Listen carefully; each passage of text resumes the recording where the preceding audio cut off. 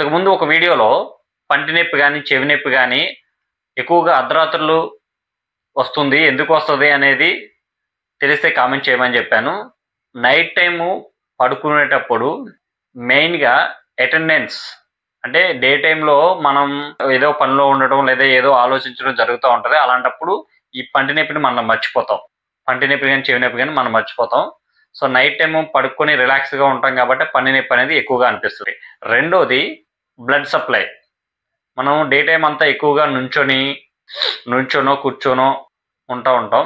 Night time పడుకునేటప్పటికి blood supply అనేది day time కన్నా night time ఎక్కువగా ఉంటుంది. సో ఆ బ్లడ్ ఫ్లో పెరిగే కొలది నొప్పి అనేది పెరుగుతూ ఉంటుంది. 3 చల్లదనం. ఎంత ఎక్కువ చల్లగా ఉంటే అంత నొప్పి ఎక్కువగా అవుతూ ఉంటుంది. సో మీకు ఎవరికైనా పంటి నొప్పి కానీ చెవి నొప్పి కానీ మిడ్ నైట్ వస్తూ ఉంటే కనుక ఇలాంటి మరిన్ని విషయాలు తెలుసుకోవాలనుకుంటే ఛానల్ ఫాలో అవ్వండి. మీ ఫ్రెండ్స్ అండ్ ఫ్యామిలీ మెంబర్స్కి షేర్ చేయండి. Thank you.